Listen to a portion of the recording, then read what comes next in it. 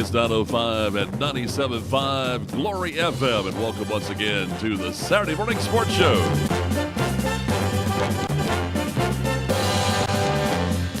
And I'm everyone, Mike Wofford with you here once again on this Saturday morning, talking high school, college, and pro sports and local scene this morning. We got a big show in store for you this morning. I'll be talking to second-year coach Tony Lottie, talking about the GHSA. Also, we'll be talking to Brandon Whitesides about fishing on Lake Lanier.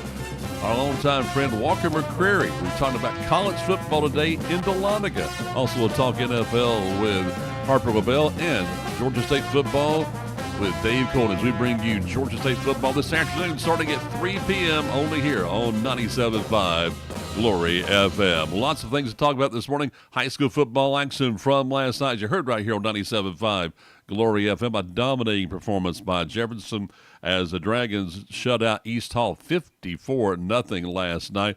Also last night in Region 8 AAA play, it was Cherokee Bluff falling on the road as they fell to Monroe area 28-16. Back on Thursday night in that region, it was Oconee County shutting out West Hall 49-0. Last night in Region 6 AAA play, North Hall takes over first place in the region by going on the road to defeat Greater Atlanta Christian 49-38.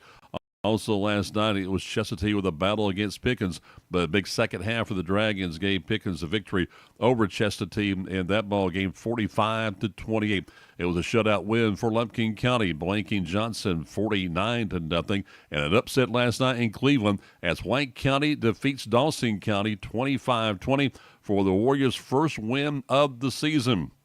Also last night, one of the biggest games in the state of Georgia was down at Milton High in North Fulton County as it was a battle of two top 10 teams, and one of those a nationally ranked team as it was Milton.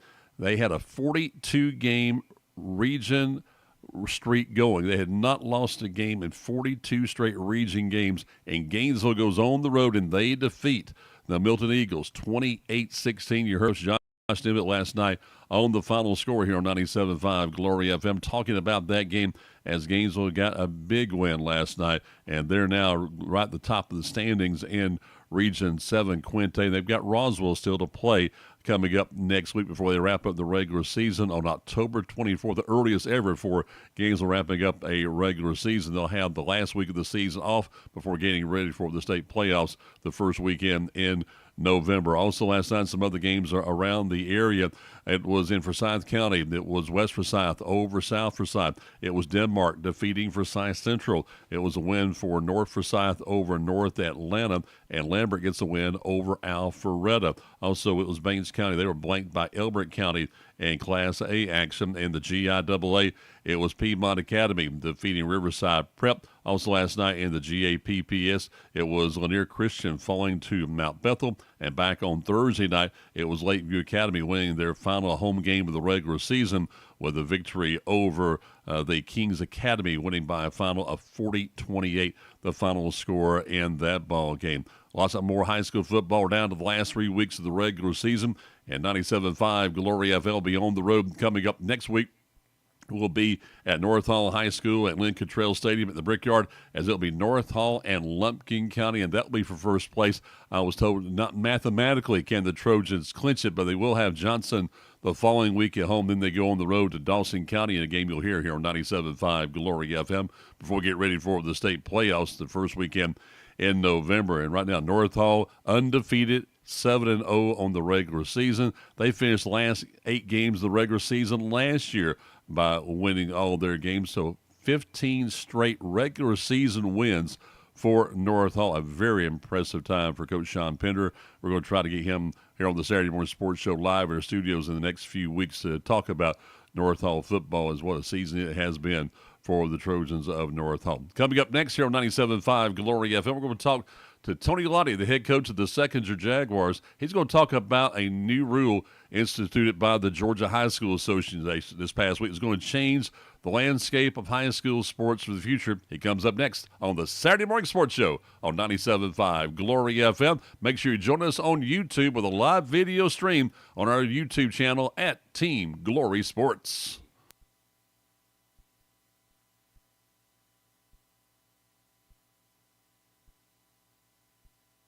I've got more for you. Hopefully coming up next. a day and 7 days a week. We've been North Georgia's source for elite residential and commercial services since 1983. Our licensed plumbers offer services for installation and repairs of pipes, water heaters, septic lines, and sump pumps. Choose conditioned air systems for quality service and unmatched knowledge for your plumbing needs. Injuries are never planned and often happen after hours or over the weekend. That's why NGPG Orthopedic and Sports Medicine offers the Black and Blue Walk-In Clinic for injured athletes every Monday morning in their offices in Gainesville, Brazelton, Beaufort, Houston, and Jefferson. No need to call. Just walk right in between 8:30 and 11:30 on Monday mornings. And one of their sports medicine and orthopedic doctors will be there to help identify, treat, and care for your injury. To learn more, you may visit ngpg.org/blackandblue. As an electric cooperative, Jackson EMC must always have an eye on the future, exploring the newest innovations taking place in every area of our business. Ideas that lead to a better use of resources and improved ways of conducting business. Automated switch technology, iPads in the field, and internal networking that enable us to pinpoint outages, access complex mapping, and provide faster response times. Jackson EMC, innovation for today, innovation for tomorrow. This is Matt Nix, president of Duplicating Products. Our local business has served Northeast Georgia with trusted office equipment and local service support for over 50 years.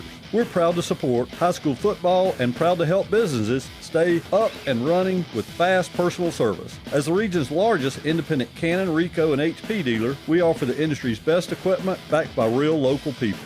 When your copier or printer goes down, we're there fast. Visit duplicatingproducts.com. We're local and ready to serve you. 97.5 Glory FM. This is the Saturday Morning Sports Show. Mike Wofford with you until 10 o'clock this morning, talking high school, college, and pro sports. Let's talk a little high school sports action. And our friend Tony Galati, the head coach of the second-year football team, joining us this morning. Hey, Tony. Hey, good morning. Thanks for having me, Mike. I appreciate it very much, buddy. First of all, how you doing?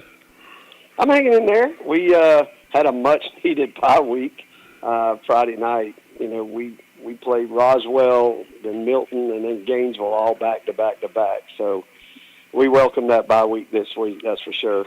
So you still got a chance to make the number 4 spot in the playoffs if you can get by Lanier, right? Yes. Well, you know, we got a big game against Johns Creek coming up, and then Chattahoochee. We'll get them at home, and then we go on the road to Lanier. And so you know, if we can take care of things these next 2 weeks, then yeah, that last game is going to mean everything again this year. And you should, though, because Johns Creek, bless their hearts, they have not even scored a point this year, I was told. Yeah, you know, I'm friends with Jim over there, and you know, he does things the right way. So he's you know, and unfortunately, sometimes when you do that, it seems like we struggle a little bit. Yes, sir. But at the end of the day, you know, just from reminding yourself and being remembered of what your actual purpose is and why you're doing what you do. So I know he's a good mentor for them young people, and that's what's most important. All right, so you and I have been around for a long time covering high school sports, and this week the GHSA, in their infinite wisdom, made a change that I'm really questioning about what's going on in the future. Let everybody know what's going on now with the way the playoffs are going to be structured in the future. Well, basically, the way I understand it is, you know, they've done it with the lower classification teams where they've done power rankings. And so now it'll be in place for all classifications. And basically, if I guess the computer's going to spit it out that, you know, they're going to rank the top 32 teams in the state and try to make sure the playoffs are pretty competitive. So, you know, to be honest with you, if the way it's been explained to me about how it's going to be done, you know, I think it's a good thing, to be honest with you. You know, if you look at kind of, and I'll just use our situation as an example, because I think it was the AJC came out and said, okay, if this model had been in place last year, then these are who the 32 teams would have been in the playoffs, and we would have been ranked 21st. You know, so if you look at it, well, you know, we're in a region where we play back to back to back, the number 3 team in the state, the number 4 team in the state, and number 6 team in the state. And so you look at some regions are what I would call heavily with top tier programs, and then you've got some regions that aren't. And so when you look at it too, you know, after even last year's, a team that we beat, you know, makes the playoffs in a region right down the street where we didn't. And, you know, And if it plays out the same way this year, to be honest with you, you could have either us or Lanier staying at home and a team that we already beat this year make it. And so, I think the theory of it is that to put the best 32 teams in the state in there, sometimes too, when, GHSA in the past has divided up regions, you have some regions that are much stronger and much more competitive than some other regions, and that's just a fact. Sure. And so, you see some teams get in with 2-8 records or, things like that, and not playing the quality of opponents that some other teams play. So, I think mostly, from what I heard, that, South Georgia's that way. I think Region 1 is always, where you have 5 or 6 teams in there that are really tops in the state. And so based on the way I understand the new process is it'll rank them, and you could have a team who finishes 5th, in a region that is a stacked region, bump a team that maybe was 3 or 4 in another region that just wasn't as strong. But it's like I told somebody yesterday, because I was asked about the same question, and, yes, do I wish this system would have happened 2 years earlier? Yeah, because I think it would have helped us a lot, especially considering the region that we got placed in. However, at the end of the day, Mike, the same rule's always going to apply. Win all your games, and you don't have to worry about it. You'll get in. Well, that's what I've heard about. You got to get a win. But the thing about it is, two questions for you, Tony. What's the future of regions, and also about scheduling games? I've been told already that teams having trouble even scheduling games for next year. Yeah, I think you will. I think that's going to happen. I know I'm probably going to be in that boat as well. We're in year 4 here. It's funny, last night, I was scouting Roswell, and I think, they had a thing, Team 76, and you see all, I think one of them I saw this morning was Team 101, and, we're Team 4. So, we're just kind of starting this thing out. But I think when it comes to scheduling, you really got to look at, too, this is one of the things that I'm going to have to dive deeper in. You're better off playing. Now, I think a win's always going to be better. But to be honest with you, I think, if you play a top 5 team in the state, and let's say it's close and you lose by only a couple points, I think that could benefit you more than playing a team that maybe is an 0-10 team and you beat them. I don't know. I'm not a math guy, so I think any time, you start playing in those types of games, and that's what I got to figure out. Who is it? It's always better to play up, I think, and try to play quality opponents, because you need quality wins if you want to be one of those top 32 teams. But in the whole situation, I compare it to college football, for example, Tony, is that it's like, okay, when you got, say, a team of the SEC or ACC, then all of a sudden say, well, we can't play a team that's been in the FCS or something we've played in the past, and we pay them to play us, that kind of thing, because of the way this power ranking is going to be. Yeah, and I think probably one of the other things, and I'm certainly no expert in this, I'm like you and everybody else, still trying to figure out, what's the motive for changing it, those types of things, and how does it really work. But at the end of the day, because I think some of your teams that typically, to be honest with you, can't get teams locally to play them. Sure. And I'll call it like it is, Am I going to schedule a Milton or a Gainesville if we're not in the same region? No, I'm not. I believe in being honest. Sure. So, but at the same time, because, so when you look at those things, now you've got those teams who probably struggle to get somebody local to play them. They have to go play a team out of Florida or out of Alabama or some of those places. And I don't think that's going to help your cause in the new system. I don't think those teams, are going to help you at all as far as playing them. I don't care if they're ranked number 1 in the country. They're not on the Georgia power ranking system, for example, right? Right. That's what I was questioning about. Do you even play anybody out of state anymore? And then also, what about teams that say, well, I'll just play non-region and just play teams? Yeah. Same thing. And you figure if a team, I think you're right with the fact that you're going to see teams not play out of state anymore. It's just because it doesn't, based on what I've figured out about this process, and by no means, like I said, am I an expert on it so far. But what I can figure out is you can't play out of state because it's not going to help you. Sure. And so, I think the non-region teams that go non-region, I think they'll still be in the same boat they've always been in, that if you don't play region competition, you won't be eligible for the playoffs. I think what you will see, though, is, if you're a powerhouse younger team, or when I mean younger team, I'm talking about, say you're like a AA team, and you're number 1 in the state in AA. Well, it may be beneficial for a 5 or 6A team to obviously play them, but now you got a huge school playing a small school, right? Uh-huh. But when it comes to the power ranking, that could be the way to go. And so now you could have smaller schools saying, okay, how much are you going to pay me to play? Bingo. Right? Exactly. And so, yeah, I'm going to sell now to the highest bidder. Yes. And so you get some of that, too, I think is going to happen. I don't know. Like I said, just kind of. Oh, you already heard about it, hadn't you? It's okay. Give me some money and I'll play you. Well, and, sometimes, too, the school can be in a situation where they need that money. I mean, sure. I'll be honest with you, we started Woodland, there was a deal. We played Lowndes 2 years in a row, and they paid big money for us to go down there. Now, it didn't work out, but at the end of the day, when you're, got a $100,000 debt you're trying to pay for helmets and shoulder pads, sure, and you want your kids to have a big-time experience, as you just pray you come out of those things healthy, but the reality is you can get hurt in any game against anybody to play. Sure. And that's kind of been what's been unfortunate for us this year is the injuries that we've had. I mean, I've never been in a situation before where basically we've lost 3 quarterbacks. And so, oh, my goodness. So we lost one at the first game of the year, and then we lost 2 in the Roswell game.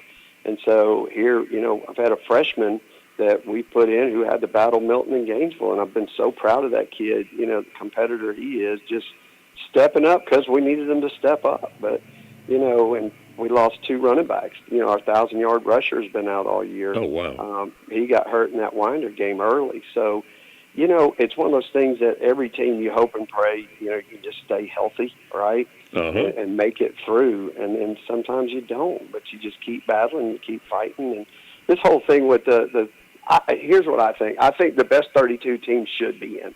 And I'm old enough that, back in the day, I'm not going to say walked up field and snow both ways, 10 miles, those old guys' sayings. But, back in the day, only the region champion moved on to the state playoffs. We had, I know back when I was at Morrow, way back in the day in high school, if you didn't win the region, you had a little region playoff, and then that was it. The region champion was the only one that moved on. So, the benefit of that, though, Tony, is that you could go ahead and move the schedule back, let's say, after Labor Day, and not have as many teams make it to the state playoffs. Go ahead and say, your best ones are going to be your best ones. Well, and that's the thing, too. Like you said, we used to play after Labor Day. So now we're not starting, so early. I mean, we played, 3 games in August? Yes, sir. So, and then plus a preseason scrimmage. So, when you weigh all that out, but at the end of the day, the best 32 teams should get in the playoffs. And so figuring out whatever does that, because, the current way of having some regions that you just have teams that get in by default, and I think we had, regions where you only had 4 teams, right? Yes, sir. And so then what you had was, every year you heard about the 4-seed team who was in that boat forfeiting the first round of the playoffs. Sure. And, and so I don't know. I'm open to try this. Like I said, based on, sure, I'm going to say that because based on what they've put out there so far, we would have been in. All right, so tell me this then, before I let you go here. Yeah. So have you heard anything about the upcoming reclassification where sections are going to be? I think we're probably going to go up, to be honest with you. Being an AI school, we also got permitted to school for Gwinnett. Yeah, I think we'll go up to the big one there, just because of the fact there's been a lot of kids trying to come to our place. As far as that AI curriculum, when you have schools like Harvard and then you got executives from Google and Microsoft, well, you're gonna draw those academic kids that's where that means the most, and so that's what we just grown, and so I think we'll probably move up. If I'm guessing right now based on, kind of how everything, but then you don't know who they're going to take and put in that top tier, right? You don't know what percentage, exactly, how many schools, and who actually reports their numbers. And I say it like that, who actually reports their actual numbers. So we'll leave that there. But, it's one of those things that if I'm guessing, I'd say we'll move up. And so, I was asked that yesterday. So what do you think about that if you have to move up? Okay, so let's see. Well, chances are, we're going to get Buford, Mill Creek, and Collins Hill, or we stay where we're at, we get Roswell, Milton, and Gainesville. Okay? So, the bottom line is it's top-tier competition, and, if you want to be the best, you got to play the best. Huh? Closer games, too, right? Yeah. And so, in trying to build a program, especially a brand new school, you wish you could be in there with maybe, I would say, like people, as far as that goes. But at the end of the day, like I said, we thought us and Lanier could have been put over with, the Winder Barrows and in that region where they used to be. But instead, GHSA decided to put us in there with Roswell, Milton, and Gainesville. I went and watched the Roswell Chattahoochee game last night, and an hour and 40 minutes to get there. So I don't know. Here's what I do know: when you try to figure out GHSA's rhyme to reason, then you're going to be left holding the bag. I tell you what, though, give me the FTE numbers. I'll have you come here one Saturday morning, and in an hour, you and I can figure it out. I know we can. There you go. Yeah, but it's got to be what they put in to get that money, say early, before, the last 2 FTE counts instead of this last quote one. You know what I'm saying? I'll let you go. Hey, man, great talking with you. You stay healthy, okay? We'll see you soon, okay? All right, love you, man. Appreciate you. Be blessed. Appreciate it much, man. All right. That is Tony Lottie, the head football coach of the Secondary Jaguars down in Mulberry and Gwinnett County. Talking about the GHSA and a big move this past week. Coming up next here on 97.5 Glory FM, let's change gears and let's talk fishing on Lake Lanier with Brandon Whitesides. It comes up next on the Saturday Morning Sports Show on 97.5 Glory FM, on YouTube at Team Glory Sports. It's kickoff time, Gainesville, and Hardy Chevrolet has the winning lineup you've been waiting for. From rugged Silverados to family-ready SUVs, our inventory is stacked for every game. And customer service, it's always first string. Visit Hardy Chevrolet at 2115 Brownsbridge Road, Gainesville, Georgia. Hardy Chevrolet, where you're always part of the hometown team. Together, let's drive. Siphon Logistics' commitment is to provide you, the customer, with on-time pickup and delivery every time. Members of the Siphon family have been in the transportation business since 1984. The Siphon Logistics transportation professionals are available 24 hours a day, 7 days a week, providing maximum flexibility and options to produce the most successful shipping arrangements. Call Siphon Logistics at 770-287-8485 and take a look at their website at siphonlogistics.com. Hey folks, this is Jeff Dale. Wanted to welcome you to Friday Night Football in North Georgia. The game is on tonight. I wanted you to know I'm in the game with an HVAC business called Optimum Mechanical. We specialize in residential and commercial HVAC. Service, replacement, new construction. Let us help you on your next project. Optimum Mechanical, 678-780-7251. 97.5 Glory FM with the Saturday Morning Sports Show. Mike Wofford with you now, talking fishing with Brandon Whitesides. Hey, Brandon. Mike, how's it going? I'm blessed, brother. How are you? I'm blessed as well. Loving this cool weather. Let me tell you what that's doing for the fishing. These fish are blowing up on top, particularly in the early morning. So we got surface temperatures, Mike, mid-70s now. And with this continued cool down, expect that to continue. And like I mentioned last week, the lake turnover is about ready to be in full swing, so it's going to get tough. So the key is to move around. All right. So Brandon Whitesides joining us this morning. So talk about how low do you think the lake's going to go right now? It's down, 4 feet? Yeah, it's down. And, this rain, I mean, I'm not a weather expert, but it looks like we're in a small drought. But like I mentioned last week, and I've known this for a while, when the lake's down, Mike, people would think, oh, that'll mess up the fishing, but it actually gives the fish fewer places to hide. So when the lake is at full pool, they have more water that they can swim around in and more water that you have to search to find them. But when that lake is down, it's actually good. All right, so got some tip service this morning? Well, so there was a phenomenal water bite this morning, and that typically happens during low light hours.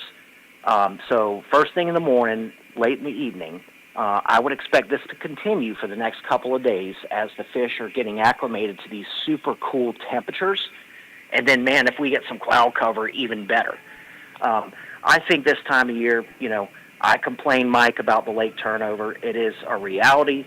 The lake restratifies this time, every year. And the key there is to be ready with all kinds of different baits. You got to cover a lot of water, but there are still fish to be caught. Oh, that's a good thing from that standpoint for all you fishermen out there tuned into this morning. So, you been out about this morning, or are you going out this week? No, I went out this morning, Mike, and we killed it. Now, so I pulled the the free lines and the planer boards and things like that with the blueback herring, and then we just saw so many fish busting on top. Oh, my goodness. Oh, it was awesome. So you got to have these topwater baits tied on. The downline bite might continue, and that's just dropping bait vertically on a 1.5 or 2 ounce egg sinker. But the big thing is pull those baits slowly behind the boat, 100 feet out, just on straight fishing line with no weight, and the fish will come up and they'll bite it. Oh, wow! So 100 feet behind the boat, and they'll just come get it. They'll come get it. Now you got to be in the right area at the right time, because these fish are just moving, trying to find good water, good quality water. Now that the lake is mixing and turning over, like I said last week, it'll pull up that the muck and the dead organic matter from the bottom and just kind of mix things up. And then as we have the cooler temperatures by Thanksgiving, the lake will have totally restratified, and it'll be more predictable on that downline bite. All right, so final thing for you. So what's the best way to find the best place in the lake? Man, I'll tell you what, get your favorite beverage, get your cup of coffee, and ride around, Mike, and enjoy the leaves. There is no particular area in the lake right now that's better than the other, because as the lake turns over, the fish start scattering lake-wide. So in the summer, Mike, it used to be, or it always has been, the best bite is on the south end of the lake, and as it cools, the fish will start moving north and just following the bait, trying to find good water. So I would say lake structure, focus on the creek mouths, focus on the coves, probably 1/3, 2/3 of the way back towards the back of each creek. And when I say creeks, 2 Mile Creek, Flat Creek, there's Gainesville Creek, there's Sardis, there's things like that. All right, the best thing to do is get in touch with a guide like Brandon Whitesides. I know you give a lot of people a lot of good tips. How much longer do you think it's going to be before we can say it's about time to winterize your boat? Well, if you've got an outboard, you don't necessarily have to winterize it. Okay. It's those inboards that you got to winterize. Got you. So with the outboards, there's no internal coolant. So the outboard engines, they're water cooled.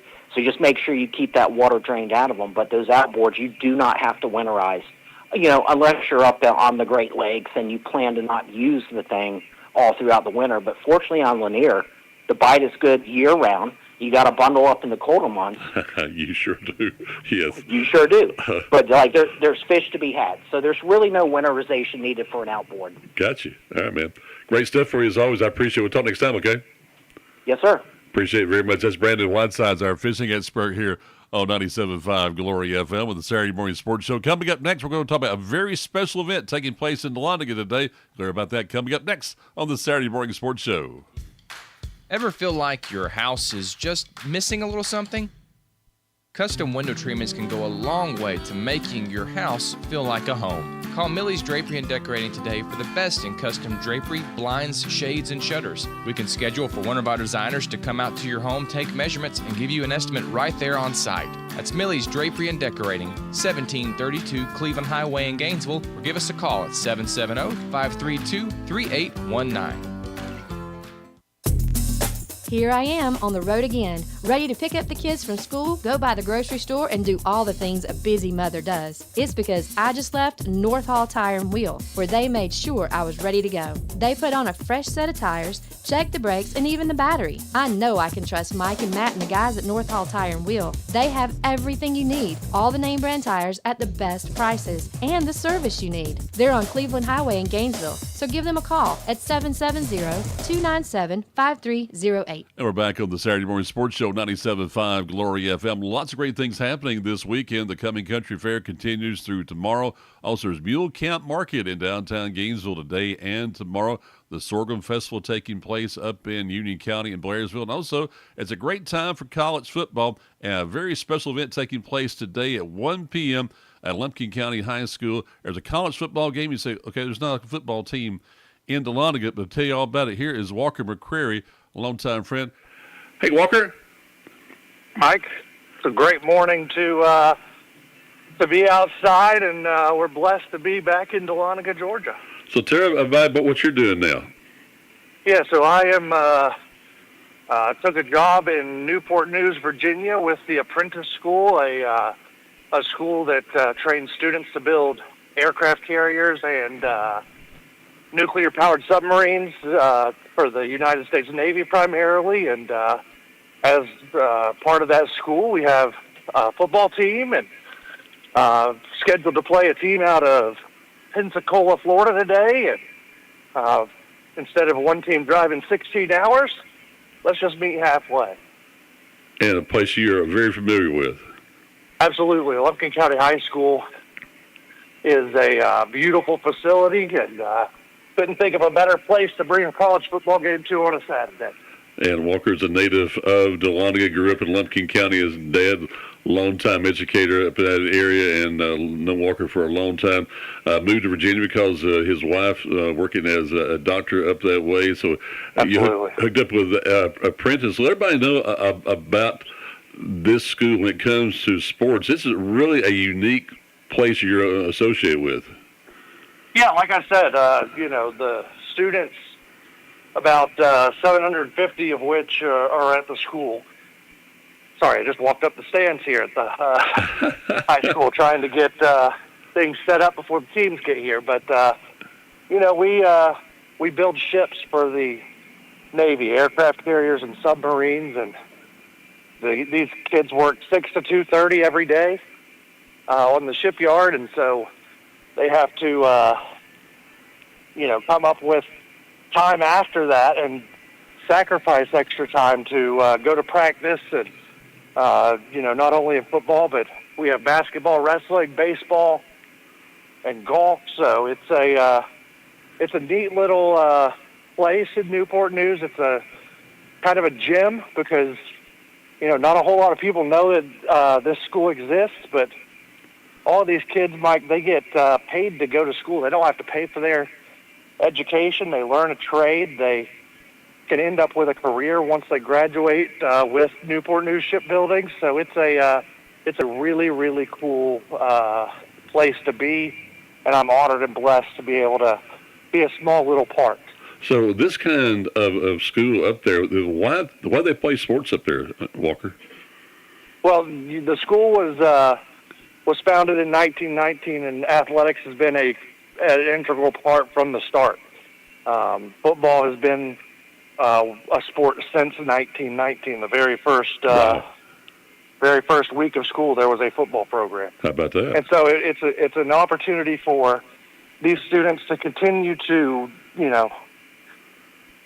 be their athletes, to be able to live out dreams of playing in college in whatever sport. But ultimately, Mike, one of the big things in the school, it's scholarship, leadership, and we teach these kids a trade, but we also teach them how to be leaders. And as well as anybody, on the football field, basketball court, wherever, athletics teaches you how to be a leader, right? Sure. So it's another outlet that we can teach our students how to be leaders, to where they can be leaders in the shipyard, leaders at home, leaders in their families, leaders on the job. So it's not only, a good thing for, the school to, be able to offer this for, the fun of it, the championships, all of that, but it's also a lot of educational stuff to be able to train these kids to be leaders, to where when their athletic career is over, a lot of our athletes, they end up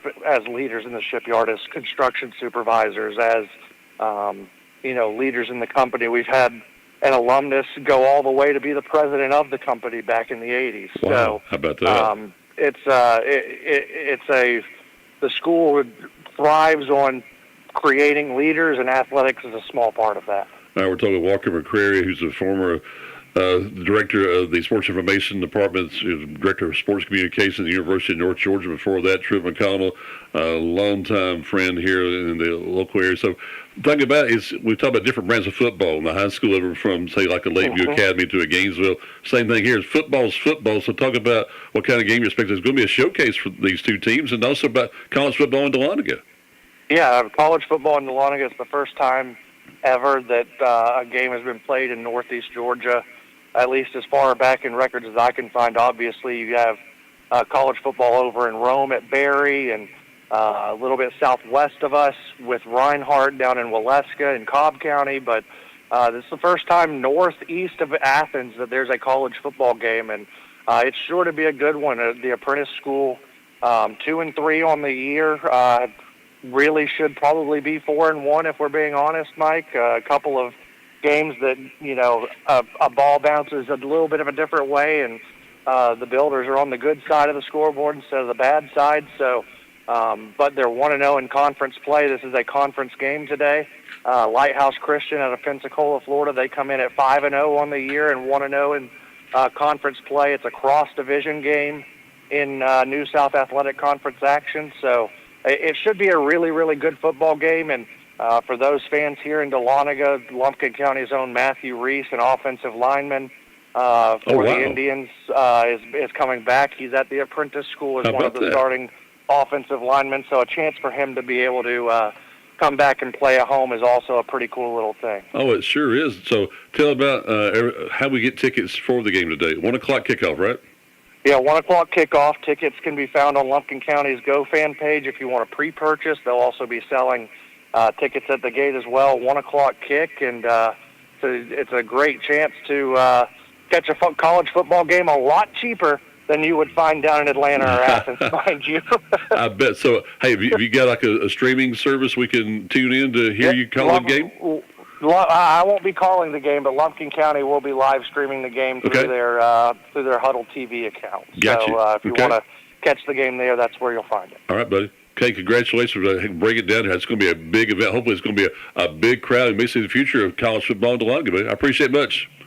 Hey, no problem, Mike. Be blessed, sir. Glad to be able to catch up with you. Come see us sometime, okay?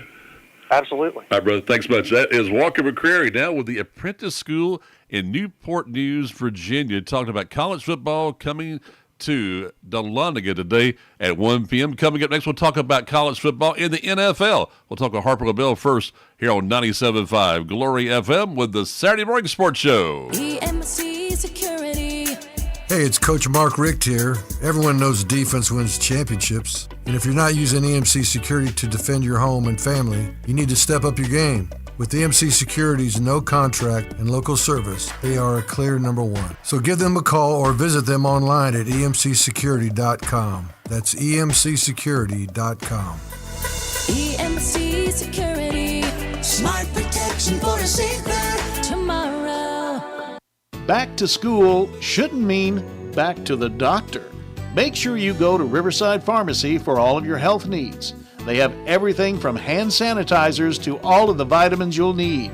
But if your child does get sick, then the expert pharmacists at Riverside Pharmacy can get your family back to school by filling all of your prescriptions. They'll even deliver them in the Gainesville area. Riverside Pharmacy across the street from City Park, serving Gainesville for over 60 years. 97.5 Glory FM is your radio station for North Georgia sports as we bring you the latest in high school, college, and pro sports here in North Georgia. And we're going to talk now about the NFL. The Atlanta Falcons, who haven't played since, 2 weeks ago, they're going to play on Monday Night Football against the Buffalo Bills. And joining us is Harper Bell, who's going to talk about the Buffalo Mafia.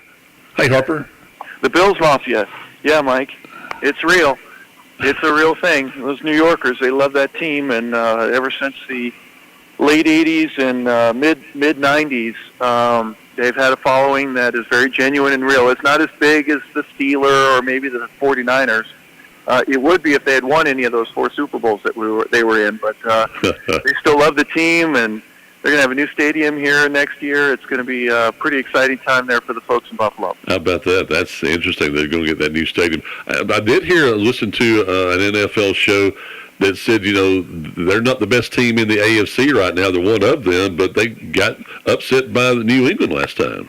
Yeah, how about that? The Patriots have kind of surprised a little bit, taking on what I would consider the image of their coach. Mike Vrabel, just real tough and aggressive. We're going to run the football, and we're going to be as good as we possibly can be defensively. And, that works.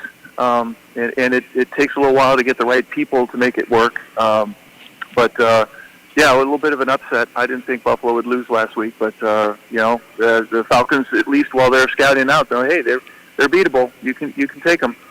Well, we say any given week you go for the Falcons like Jekyll Hyde. You go from 1 week of Carolina to the last game with Washington. So do you know what to expect Monday night? No. Mike, no. Do you? I mean, you look No, that's what I'm asking you. No, you don't. Yeah. You had no idea, do you? Yeah. Well, here's one of the things, too. It's such a good advantage to have home field in your favor. And the Falcons have struggled with that for years. They just have. They built this great stadium, and it's wonderful to watch the national championships and even the high school championships and everything, but sometimes you watch the Falcons and say, well, what the heck's going on? Let's win in Atlanta and make it a tough place for opponents to play. I don't think it has been. No, never. It's not the arena, it's just the team hasn't played really well at home. Now, just from a comparative standpoint, the average number that I think after 5 games, the Bills are getting about 400 yards a game, and the Falcons are about 350, 360. So there's a little bit of a difference. That's an extra 40 yards a game. That's 10 yards a quarter, whatever you want to do to break it down. But the Bills are a better offensive team than the Falcons are right now. And defensively, they're about the same. They're not invincible like they were years ago, but they play really good on defense, and that's something that, Falcons fans are going to have to be concerned about Monday night. Well, now, I did hear one thing about the Bills in the AFC is that they're one of the few teams that's healthy.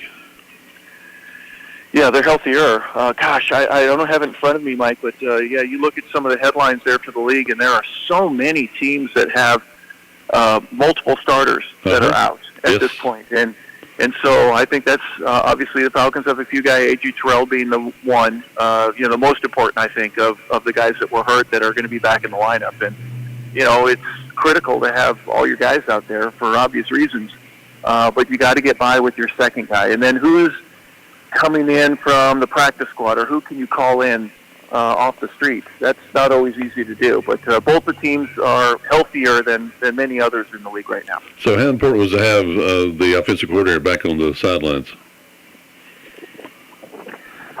Mike, I'll be candid with you. I don't care where he is, as long as he's calling a good game and the guys are responding to what he's doing. When you call a screen pass on 2nd and 27 and it doesn't go, everyone's going to be mad at who's making the call.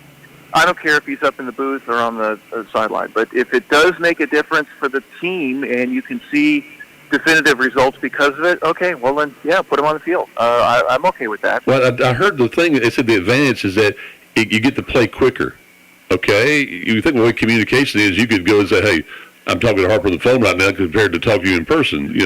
I don't see the difference.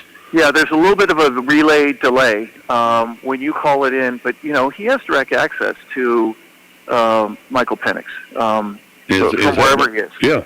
So, shortening that down, and here's the thing that you may want to take into consideration, where Tom Moore, who was the Indianapolis Colts offensive coordinator for years, when Peyton was there, so he'd talk to Peyton, and then Peyton would go talk to the running back coach. And then he'd go talk to the running backs. And then he'd go talk to the offensive line. And then he'd go talk to the running backs again. And then he'd go talk to Tom Moore. He'd throw 3 passes, and then he'd get the ball back, and then he'd go back in and do the same thing over and over and over and over again. Here's what we're going to do this time. I don't think Michael Penix has the same continuity from a talking perspective yet like Peyton did. Sure. I'm not saying he's not.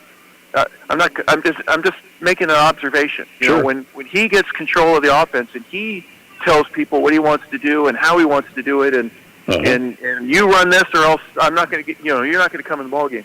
We're not there yet, but Brady had a thing. He would just sit down and he'd get a rest. He'd listen and talk to the coaches. But, Michael's ability to understand what the play call is supposed to be and what you're trying to do all the time, that's going to grow with time and get better and improve, obviously. So we are where we are with a guy that's just beginning his second year. What's got to help, though, is he can get a running game really established, and that's what, if you give John Robinson, with a big game, that's got to help him Monday night.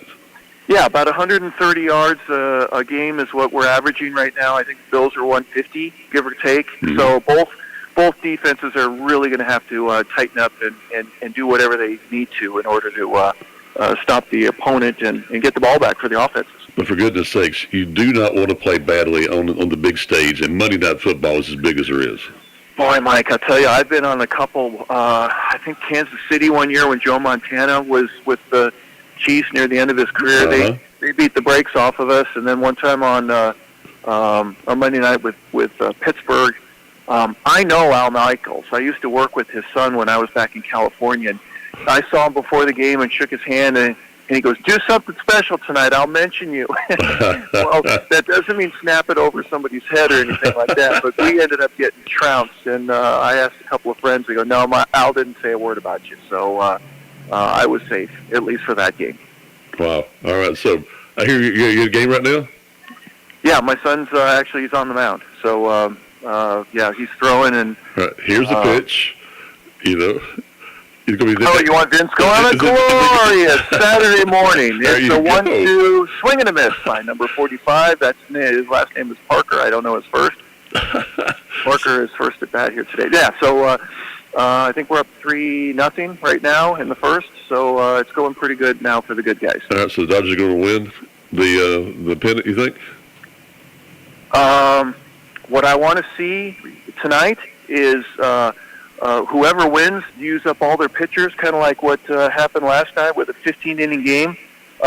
Give the advantage to the Blue Jays right now because in the American League, Seattle burned through most of their arms here in the last couple of days. And Toronto's had a time to rest up a little bit. I hope the Dodgers have the same thing going with the Milwaukee Milwaukee Cubs series that they've got. A lot of good stuff going on in the world, isn't it? Good time for sports, hockey, basketball, baseball, everything. Yeah, and with that, today, 3 o'clock, you got to head down to join Dave. I'll talk to him next. Let's see if we get a big one. You saw last night the importance of a running game there with high school football. You'd love to see the same thing today, wouldn't you? Yeah, absolutely. Yeah, against a team that's kind of struggling. The opponent that we're going against is one that is very good, and we've never beaten them, but hopefully today is a chance to turn that around and kind of balance the scales a little bit. All right, sounds good to see you this afternoon, buddy. Appreciate it much. That is Harper Bell. Thank you, Mike. Thanks much. NFL football expert, the Falcons taking on the Buffalo Bills coming up on Monday Night Football on ESPN coming up on Monday night. We'll bring you details about college football next. We wrap things up with Dave Cohen as we get ready for college football today at 3 p.m. on 97.5 Glory FM. This is a Saturday morning sports show. This is Representative Lee Hawkins, your representative to the state legislature.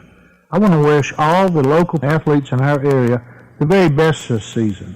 Your team is very important to the success of our community, and I look forward to seeing you play this year and to see what you accomplish in the classrooms and in the community. I also look forward to serving you and your family in the state legislature. This message paid for by the committee to re-elect Lee Hawkins. Your home is part of you, and keeping it comfortable and well-maintained is essential. Conditioned Air Systems is North Georgia's solution for residential heating, air, and plumbing services. For more than 40 years, our family has been committed to delivering the highest quality service by our certified technicians and plumbers. Experience the difference today when you choose Conditioned Air Systems for your home's heating, air, and plumbing needs. Quality you can feel, service you can trust. Visit conditionedairsystems.com to schedule an appointment. And we're back on the Saturday Morning Sports Show, 5 minutes now before 10 o'clock. Let's talk more college football action with Dave Cohen, the voice of Georgia State. Hey, David. Good morning, Mike. How you doing? I'm great. So about you, getting ready for today's game? Getting ready for Georgia State and the Mountaineers of Appalachian State. This will be the 12th meeting all time, and Georgia State's still looking for the first win in the series. So let's get a W today, David. Well, you That's what I say at the end of every practice report that we air in Coach McGee's pregame. Let's get a W today and get out of Center Park Stadium on a positive note. It would be nice after coming close in a 14-7 loss to James Madison last week that, falls into my woulda, coulda, shoulda category after a 7-0 lead at halftime, and then the inability to play clean football in the second half. I mean, just way too many penalties. The inability to score, move the football, move the offense. Special teams, penalties, giving up 2 in the same drive, fake punts to James Madison that they converted for first downs. I mean, those are just things you just cannot do. And, those are the things that we're doing that are causing problems. But the thing about on the defensive side, that was a huge game last week. Yeah, it was. Big problem. The inability, they played pretty well last week, actually.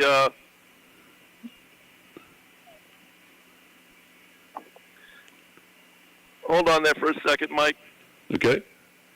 All right, talking to Dave Cohen, the voice of Georgia State. You can follow him on X at GA State Voice as we get ready for the game today, 3 p.m. Panther pregame show counting down to kickoff. 3:30, Appalachian State and Georgia State. It is homecoming for the Panthers. And we'll have the action for you right here on 97.5 Glory FM, your home for Georgia State football. And Dave will have the call with Harper Wabell coming up this afternoon. As Dave said, looking for the first win ever over Appalachian State, and so close last week against James Madison, which is probably the best team in the Sun Belt Conference right now. And so next week, the Panthers will play a night game against Georgia Southern, and the Eagles fell to Southern Mississippi back on Thursday night football in the nationally televised ball game. No, Dave's thrilled about that one with the Eagles defeating the Southern Miss, the Golden Eagles defeating the Eagles of Georgia Southern back on Thursday night. And they jumped out to a big lead, and Georgia Southern tried to catch up, didn't get a chance there in the late going. So that was one thing for Georgia State fans to look at. But now today, looking at being Appalachian State, who's been sort of a powerhouse ever since they've joined the conference. Yeah, they've been good. Georgia Southern's been good since they came in, although Appalachian State has been a little bit more consistent with regards to finding the win column. But, Dowell Loggins is a first-year head coach. They lost some key players, as we all did, to the transfer portal. There was some talk about whether or not A.J. Swan, their starting quarterback, who was injured with a lower body injury of some sorts, was going to be able to play late in the week. It sounded like he was going to be eligible. They could find themselves in a 2-quarterback system. But, Mike, the keys to the game are cut down on penalties, and we've got to be able to run the football. We have not run the football well in the last 2 weeks, or the last 2 games. 32 yards at Vanderbilt, 37 yards last week against James Madison, and as I said, still a chance to win the football game. With 15 penalties and 37 yards rushing, we lost 14-7. All right, so can't do that, of course. And we felt last night, Dave, the importance of running the football, and we saw Jefferson just was so dominant. And that's what, if you can see anybody on any level, high school, college, pro, we talked about Bijan Robinson, what he's got to do for the Falcons on Monday Night Football. But I tell you what, if you can do all that, it's going to be something. Maybe the Panthers can come up with a big W, Dave. It would be nice. This program needs a win right now at 1-4 and 0-1 in league play. A win would really go a long way for Del McGee and the Panthers this week. All right, homecoming today, big day, 3 p.m. The Panther pregame show kickoff will be at 3:30. Talk to you then, David. Appreciate it much. All right, Mike. Thank you. All right, wrapping things up here on the Saturday Morning Sports Show, 97.5 Glory FM.